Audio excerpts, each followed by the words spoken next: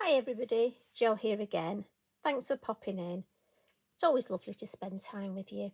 And I must say, before we start, thank you so much for all the lovely messages and emails that I get. It's so lovely to know that you enjoy our crafty time together. And I have to say thank you for all the suggestions you've given me of future little videos that you would like and things that you'd like hints and tips with. And today, actually, that reminds me. So I've had a couple of lovely crafters message me and ask if I can show you the clean colour, the Kuretake Zig markers. Now, I've been using these for years. I adore them. They're so bright. But you were asking me if we could use them to create a simple landscape. So this is my take on it. I'm not an expert in colouring by any manner of means, and I just have my take on things. And you know me, I like nice and easy things that I think give good results. So basically, this is the tag we're going to do. And the thing is, if you're somebody who, say you're going away, or say you're working downstairs and all your craft supplies are upstairs, or if you're just, say, in a caravan, I know a lot of you take your crafting away when you go away. What this means is, what I'm thinking is you could stamp tags up like this and take your pens, and you've then got your pens to add colour but also watercolour with. So much, by just taking these, you've got a big arsenal with you. Amazing. You don't have pack a punch. So I'll show you what I did. And like I say, this is just my take on how one way that I think you can use them. So we'll pop them to the side and we'll look at them in a minute. So we're going to start with our, so this is the watercolour tag from Lavinia, the larger one. And I'm going to do my stamping first. So get my copy paper out, and I'm going to use a stamp. It's one I've not used for a while. I do like to, I love our new owls, but I am conscious that not everybody has got their orders yet. And as well, not everybody can afford all the stamps. Sometimes we have to save up, don't we? They can be for Christmas or birthdays. So what I'm thinking is I'm going to use, it's called Fairy Dandelions, and this is one of the I don't like saying older stamps, but basically it is. I can't think of another way of saying it than it is an older stamp. And I'm going to stamp it on my on my little tag. But I want to be mindful. I want a piece of copy paper because the stem's a bit long and I don't want it to go right to the bottom. So I want my copy paper for that. But also I'm going to add some clear gloss embossing powder from Wow. So I want to take the lid off that before I start. So we'll get the copy paper back where I want it. We'll get my black Versafine Clair, the Nocturne. So I'm going to stamp in black and the clear embossing. I do this quite a lot. As you know, it's just something I love to do. I think it adds a bit of depth, but also if I'm sort of doing any sort of watercolouring in the background, I find it really good. So we'll pop that there and we'll put that, say, there. Roughly, she says there. How many times do we do that? I've got an idea in mind and then it probably changes as I'm going. I wonder.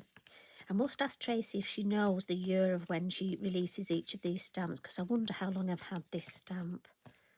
Do you know the first stamp you bought? I don't, because I've got to be honest, I didn't buy one. I bought a few. Can't remember which one was in the first batch. It's bound to be floral. Right, we'll just move that. In fact, what I can do is pop that on there. Give it a good flick.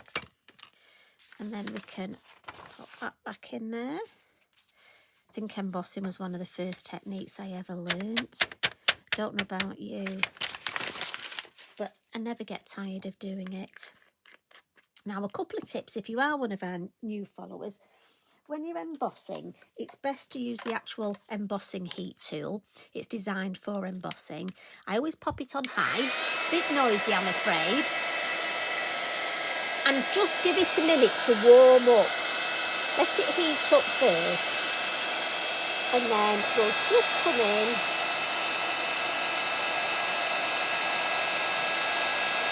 And look, as it starts to emboss, can you see it's getting shiny? You can hold the tool quite close, just work your way around, and you just get that nice shiny effect. So I'm going to come in with Pipin next. We haven't used Pipin for a while.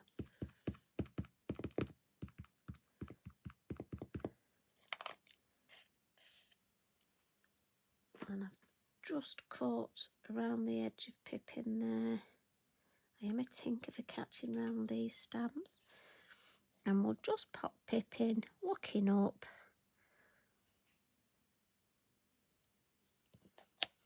There, lovely. Now I just want to add, with my black fine liner, I'm just going to add a little bit of something or nothing here, just so I've got almost like a sort of hill, bit of grounding. And then I'm going to come in. Oh, hello, Eric. He was in the kitchen. He's obviously heard the recording and he wants to come in. All right, mate, sit down. So I'm going to come in at the base with our lovely woodland fern. And I'm doing all my stamping first. So I'm going to come in with Shady Lane. And there's 2 ferns in the woodland fern set. And the larger one I'm going to stamp in our lovely dark green. Just along the bottom. I'm just altering sort of the angle. You know what ferns are like. And then I'll swap that for the smaller one. And this time I'll come in with the black. And this will bring a little bit of the black stamping and almost bring it to the foreground. And I like to add the 2 colours at the base. You see how that black now? And it just helps to frame it. Don't want to overcook it. I think that's enough. So by the same token, I need a little bit of something at the top, because just for balance. And again, I'm doing all my stamping first. So Pipin's merrily looking up there. So I think we'll have some foliage up here. And we'll come in with our leaf creeper. And we'll do the same thing. So we'll use our Shady Lane. I nearly said Shady Lady. Do you know? Once I get these things in my head. And we'll just add a little bit of first and second with the green first. And again, the leaf creeper comes in 2 sizes. Let's have one right down there. Again, we'll just alter. I don't want too much. I don't want to overcook it. And we'll come in with the smaller one like we did before and just come in with the black. So if you look, there's it with just the green. But I think you'll see when we add some black, and again, look, I've got a couple of spaces. And if I put 2 or 3 together, you see how it just gives that depth and that detail. That was funny. I showed you and you couldn't even see, could you? It was off camera. Let's have one. Oh, look, I've caught the edge there. What am I like? See, I'm going to have to get rid of that answer. Well, we'll ignore that for now. So I'm thinking I just need a little bit of black there. And I better wipe the end of I just had it on the end of my block. These things happen, don't they? We just want one more down there. Now, you see, I've got choices. I can either stamp this down there. You know what? And that's what I'm going to do.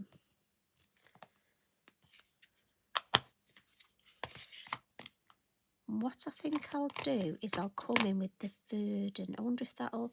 No, I think I'll stick with the Shady Lane. Right, let's see. So I want to angle it slightly. There. So this is what to do. If you get a mark, because I don't want to add a butterfly there. So if I put that there, look. Pop another one there. Then, look at that. Almost looks like the shape round there. Do you know what? We'll give it a wipe and we'll add a couple in black. Nobody will ever know, so shh, don't tell them, will you? And Eric, you keep mum. Remember, what goes on in my craft room stays in my craft room. And then we'll just add another little one there. And then, yeah, happy with that. That's worked well.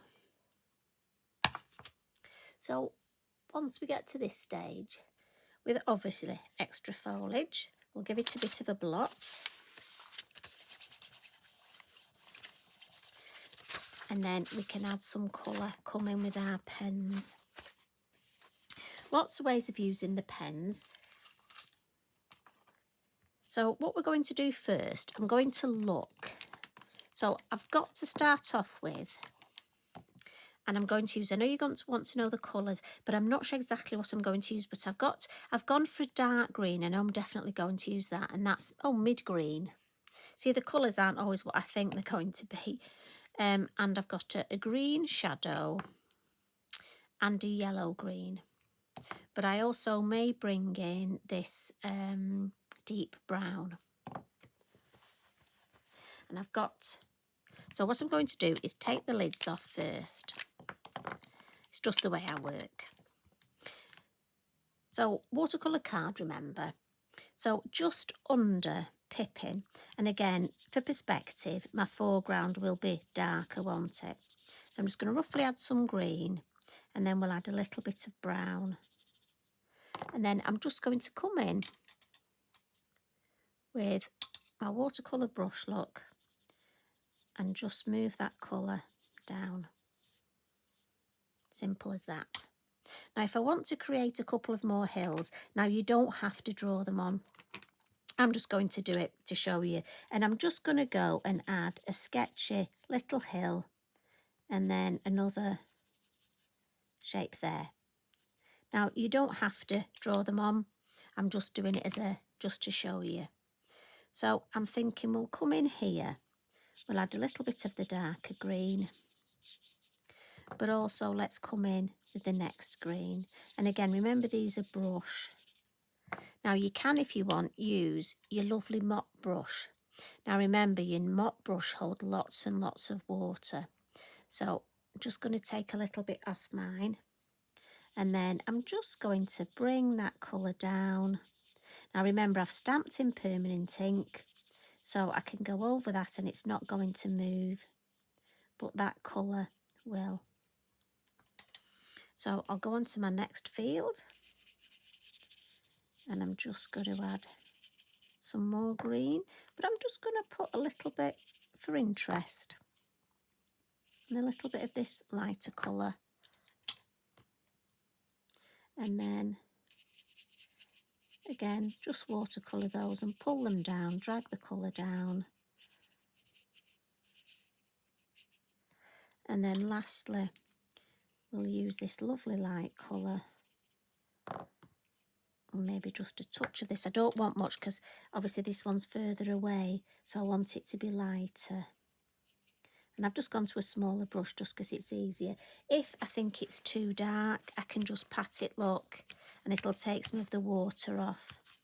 If I want to add, so it looks like there's, you know, little tufts in the field, I can just add a couple of, you know, when you don't want it to look the same all the way. And then we can just blend them out. Just gives it a bit of interest, so it's not all one colour and all the same. Now, I don't like that because that line's there, so maybe if I just add a bit of brown there, and again, just watercolour. So it's not precise, it's quite loose, and it just gives a different tone in that field there. Just stops it being all the same. So when we come on to the sky, so I'm going to put my lids on the pens here. And then for the sky, I've just gone for 3 different blues. A cornflower blue, which is my darker one, a light blue, and a hazel blue. So I'm going to come in with my darker blue here. And again, I'm not doing a wet on wet because I don't want to put my brush marker where it's too wet. So I'll put the darker colour, and then I'm going to add the lighter colour. Now you can, if you want, scribble them on a block and pick the colour up. So I'm just going to come in with the darker colour, look, pick it up, and then go into the lighter colour. And then as we move further away and add more water, the colour will get paler. So I want it paler up here. And then we'll just go down and loosely sort of touch. Now, if I want clouds, I can scrunch some kitchen roll and it'll faux bleach look. So up here we could possibly have a cloud look. And that just faux bleaches. And if you don't like this shape of it, you can alter it a little bit. So if I turn that round, I'm a tinker at working upside down, aren't I? We've got a cloud here and we've got one here. And that just adds a nice little bit. I like it here where it's not gone right to the edge. As I say, you want it quite fluidly. That's the thing about watercolour. And I'm just with my brush going to add a little bit more. If we want drips, we can add little drips. I quite like that darker in there though. And in fact, I'm going to stop there.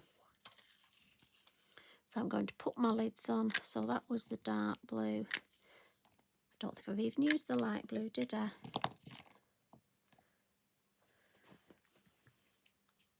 But I like that. And just for a quick tag, as I say, it's watercolour card on the tag, and it uses so little ink out of the pens just by moving that water, the ink and the water around.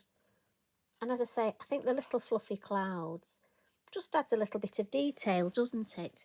So I'm just going to very quickly give it a quick waft to dry it. Obviously I don't want to add too much heat because we've done the embossing.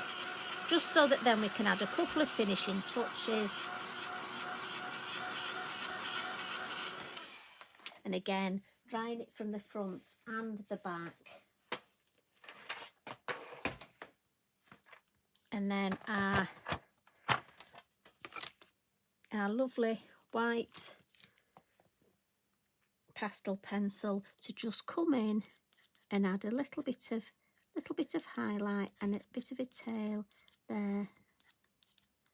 And then just to give that detail. And then we'll come in with our lovely stickles. And again, I'm just popping mine on my mat. And I'm going to go for my empty Wink of Stella brush. And this is just the one that I'm going to paint my stickles on. And I only want my stickles in this area here. Just where my beautiful dandelion is, look. A bit more. And then we'll just wipe that up. And then last of all, I think we'll just have some little Posca splats. So I think we'll come in with yellow, or actually I might come in with green. I used yellow on my original, but I'm thinking I might come in with green with this one. Mind you, might change my mind and add both. So I'll give it a good shake and get that spot there and just direct those lovely splats we want at the bottom and then round here, just across the sky there, across those clouds. And I'm actually going to bring in a couple of yellow ones as well.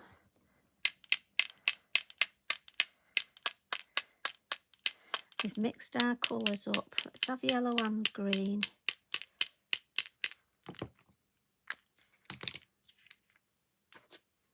Just give this a bit of a wipe.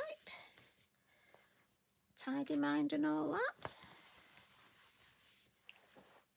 And then there is. Now, I dare say there's some proper watercolour artists out there who have lots of ideas of how to do it with proper watercolour paint, but do you know what? I think for just using our pens and a piece of kitchen towel and a watercolour tag, I'm really pleased with that. And if I had to make quite a few tags, I think I could batch card make these. And also for me, you know what I think's lovely is, I think this would make a lovely card. So I've got some watercolour cards. I'm going to cut myself a piece, and that way I could make a birthday card, and this could be the tag for the card as well. Now here I've just added one of our lovely little journaling sticker sentiments and some of our lovely threads. So that's just an idea. So I'm hoping for the ladies that message, that just shows you how you can make a background using our lovely clean colour water brush pens. I'd love you to have a go and to tag me in, and then I can see what you've done. Because after all, we love to craft together, don't we? And I do think these are the sort of tags that, you know, when you lift up and you look at the detail. So you take care, everybody. As always, love and hugs from me. Bye for now.